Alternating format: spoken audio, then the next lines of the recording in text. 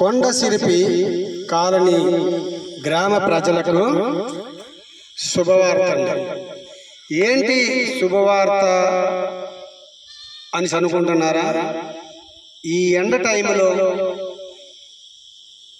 వీళ్ళెవరో వచ్చి శుభవార్త అంటున్నారు అని మీరు అనుకోవద్దు. ఎందుకంటే దేవాది దేవుడు ఈ గ్రామానికి మమ్మల్ని పంపించాడండి.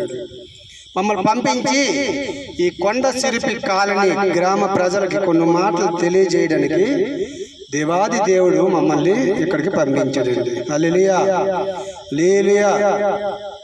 దేవాది దేవుడు ఇక్కడ ఈ గ్రామంలో ఉన్న ప్రజలు, దేవుణ్ణి నమ్ముకున్న ప్రజలు, నమ్ముకోలేని ప్రజలకు కూడా శుభవార్తనండి. ఎందుకంటే మత్తయి సువార్త 11:28 ప్రకారం ప్రయాసపడి భారం మోసుకుంటున్న సమస్త జనులారా నా యొద్దకు రండి, నేను మీకు విశ్రాంతి కలగజేసేది అని చెప్తున్నాను. హల్లెలూయా, హల్లెలూయా. ప్రయాసపడి భారం మోసుకుంటున్న సమస్త జనులారా నా యొద్దకు రండి, నేను మీకు విశ్రాంతి కలగజేసేది అంటున్నాడు. విశ్రాంతి ఎక్కడుందండి? విశ్రాంతి ఎక్కడుంది? విశ్రాంతి ఉదయం లేచి నుంచి రాత్రి పడుకున్నంత వరకు మనిషి జీవితానికి విశ్రాంతి ఉందా అసలు? చెప్పండి.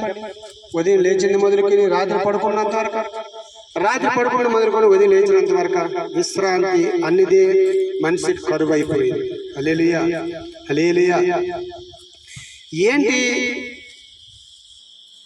వీళ్ళు వచ్చి విశ్రాంతి గురించి చెప్తున్నారు అని మీరు అనుకోవచ్చు.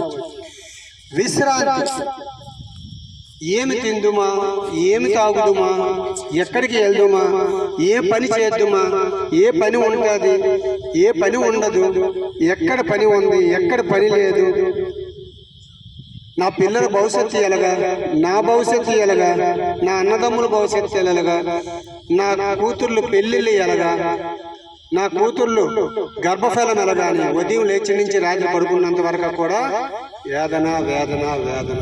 హల్లెలూయా.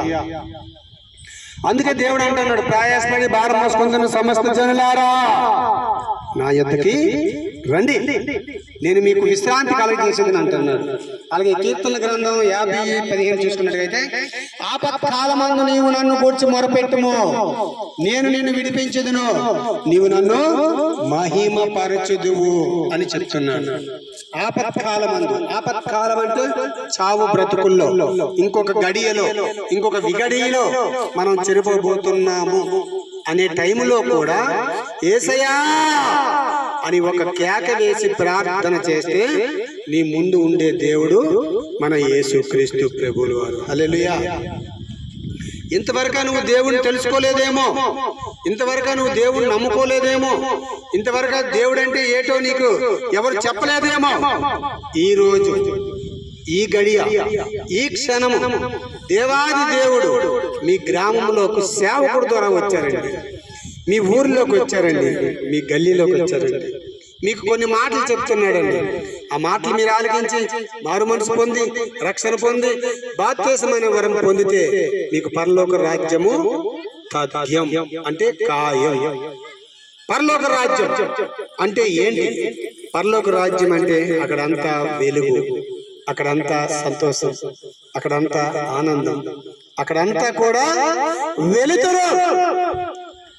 యేసుక్రీస్తు ప్రభువుల వారు మీతో మాట్లాడుతున్నాడు, నమ్మిన ప్రజలతో మాట్లాడుతున్నాడు, నమ్మని ప్రజలతో కూడా దేవాది దేవుడు మాట్లాడుతున్నాడు.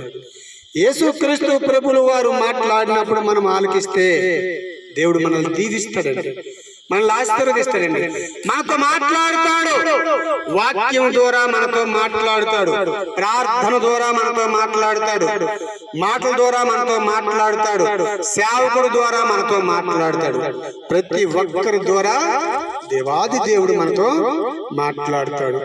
దేవుడు మాట్లాడేటప్పుడు మనము వింటే మనతో మాట్లాడతాడు. శ్రద్ధగా వినాలి, బుద్ధిగా వినాలి, మంచిగా వినాలి. అలా మనం ఎప్పుడైతే వింటామో దేవాది దేవుడు మనతో మాట్లాడుతున్నట్టున్నాడు. హల్లెలూయా, హల్లెలూయా చెప్తామా? దేవాది దేవుణ్ణి మనము వెంబడించాలి. వెంబడించినప్పుడు దేవుడు ఏమంటున్నాడంటే కీర్తన గ్రంథం 55:22లో నీ భారము యెహోవా మీద మోపము, ఆయనే నిన్ను ఆదుకొనును. నీ కోరికను సిద్ధింపు చేసి నీ ఆలోచనలన్నీ సఫలపరుస్తాను అంటున్నాడు. నీ కోరిక ఏమైనా సరే, నీ కోరిక ఏమైనా సరే, నీ కోరికను సిద్ధింపు చేసి నీ ఆలోచనలన్నీ సఫలపరుస్తాను అంటున్నాడు దేవాది దేవుడు. ఇగోండి, ఈ మధ్యాహ్న కాల సమయంలో మీ ఊరు వచ్చి కొన్ని మాటలు చెప్పాం. దేవుడు మిమ్మల్ని అందరినీ దీవించును గాక, మిమ్మల్ని అందరిని ఆశీర్వదించును గాక. ఈ కొద్ది మాటలు దేవుడు మీ వినికుల్లో ఉంచును గాక. యేసయ్యా, ప్రతి ఒక్క బిడ్డని దీవించండి, ప్రతి ఒక్క బిడ్డని ఆశీర్వదించండి. ఈ కొండ సిరిపి కాలనీ గ్రామ ప్రజలందరినీ కూడా దీవించి ఆశీర్వదిస్తారని ఈ కొద్ది మాటలు దేవుడు బహుగా దీవించును గాక. చింతమూరు నుంచి